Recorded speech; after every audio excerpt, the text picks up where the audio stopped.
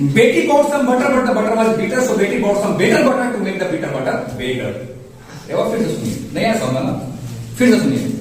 बेटी bought some butter but the butter was bitter, so बेटी bought some better butter to make the bitter butter better. अब इसी प्रकार से हम दूसरा भी सुना सकते हैं आपको. जैसे कि देखिए, एक मैं आपको सुनाता हूं पीटर पाइपर वाला. मैं बचपन में सीखा था, मेरे टीचर ने सिखाया था. Peter Piper picked up a peck of pickled peppers. A peck of pickled peppers Peter Piper picked. If Peter Piper picked a peck of pickled peppers, where's the peck of pickled peppers Peter Piper picked? और सुनना है. Yes sir. Yes sir. चलिए एक और सुना देते हैं. If you understand, say understand. If you don't understand, say don't understand. But if you understand and say don't understand, how do I understand that you understand? Understand. Big round of applause. और आज हम शुरू कर रहे हैं figures of speech. जैसा कि आप देख सकते हैं बोर्ड पे मैंने लिख रखा है figures of speech. The first question arises is that what do you understand by figure of speech. I just want to know that is there anybody who is aware of the term figures of speech. मैं ये जानना चाह रहा हूं कि क्या कोई आप लोगों में से इस टर्म के साथ अवेयर है फिगर ऑफ स्पीच. अगर कोई है तो बोलिए, otherwise I will tell you. No, नहीं जानते हैं, कोई बात नहीं है. चलिए मैं बताता हूं figure of speech. Figure of speech क्या है कि जिस प्रकार से एक औरत श्रृंगार करती है ताकि वो खूबसूरत दिख सके.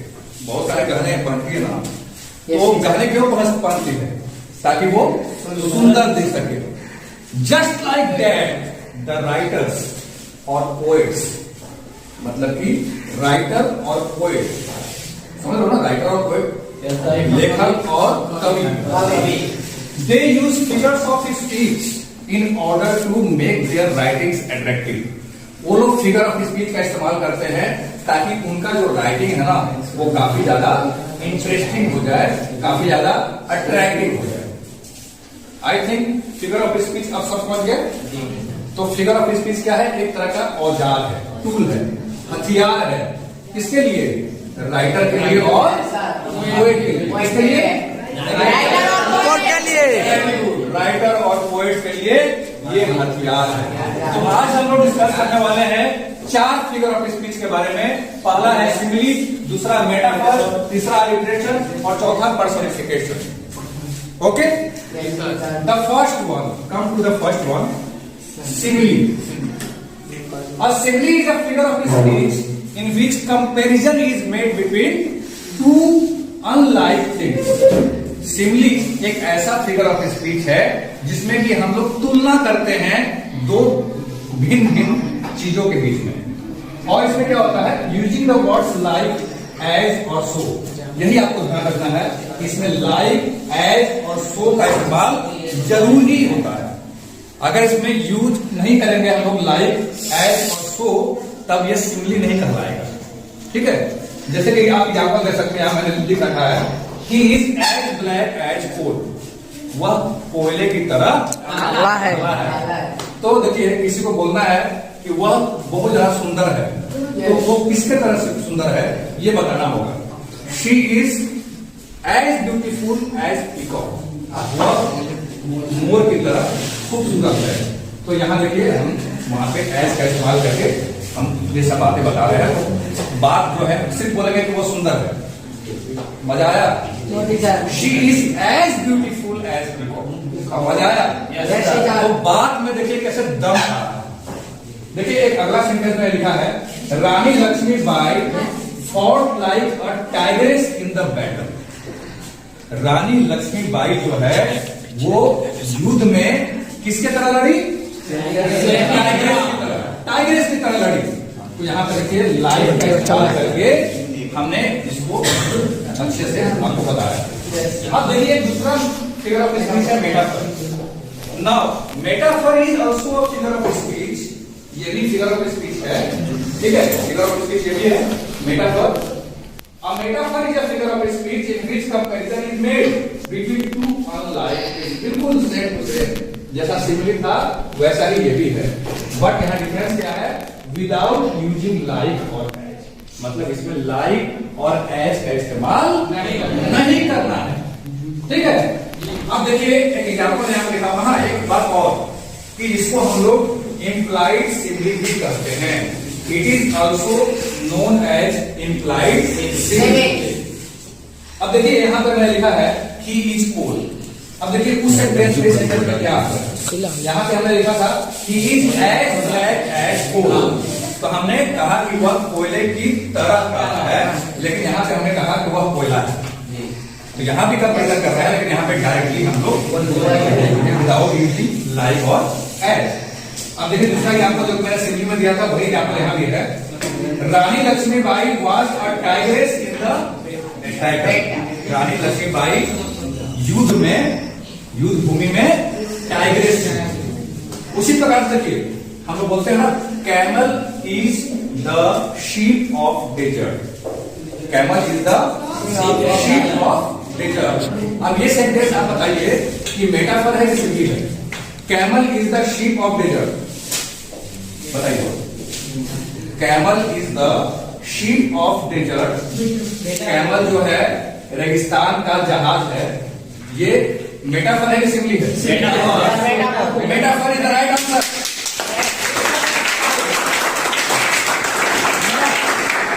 देखिए अब ये जो सेंटेंस आपने कहा कि ये मेटाफर है, camel is the sheep of desert, क्या इसको हम लोग सिमिली में भी चेंज कर सकते हैं? कैसे होगा पता है? हाँ, एज और लाइक लगाना है। क्या बन जाएगा? Camel is like a sheep. Camel is like a sheep in the desert. Desert में कैमल शीप की तरह है। तो आप समझ गए होंगे कि सिमिली और मेटाफर में क्या अंतर है। Now move to the next figure of speech, that is alliteration.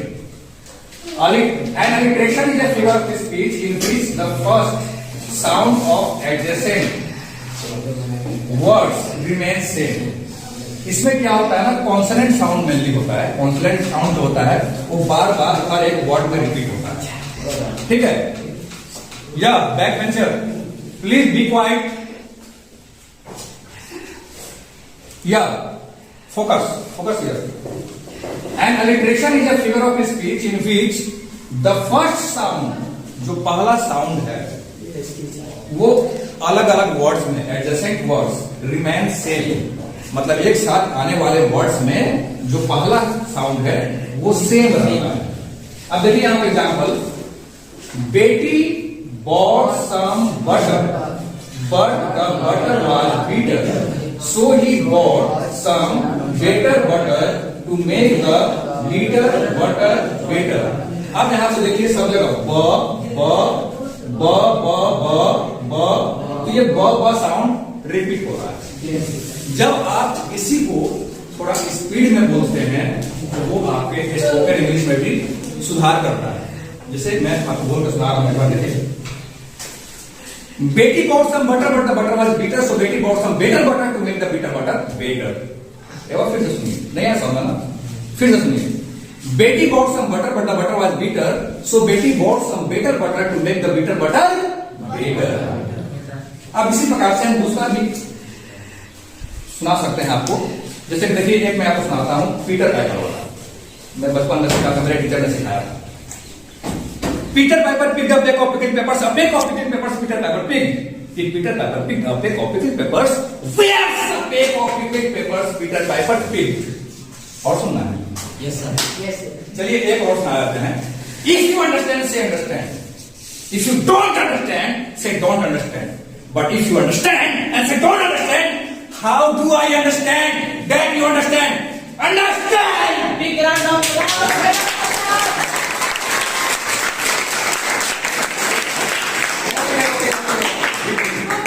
Now come to the last figure of speech of today's topic, that is personification. Personification में क्या होता है?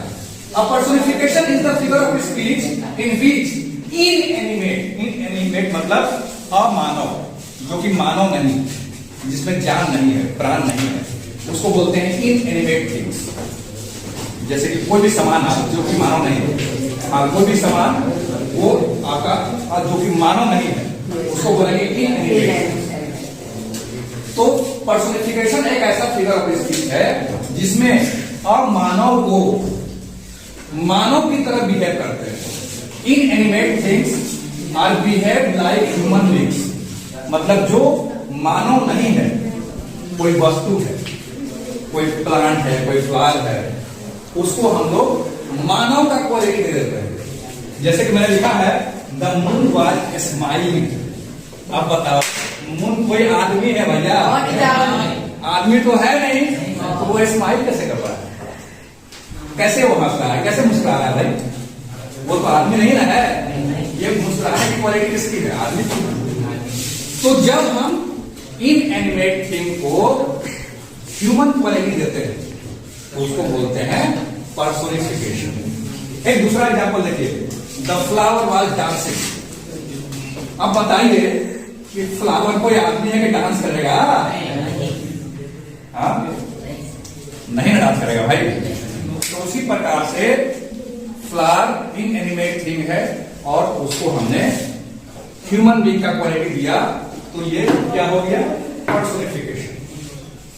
क्या आप कोई और ऐसा एग्जाम्पल दे सकते हैं? दे सकते हैं कोई ऐसा एग्जाम्पल जिसमें कि ह्यूमन क्वालिटी दिया गया? बोलिए, इज देयर एनीबॉडी?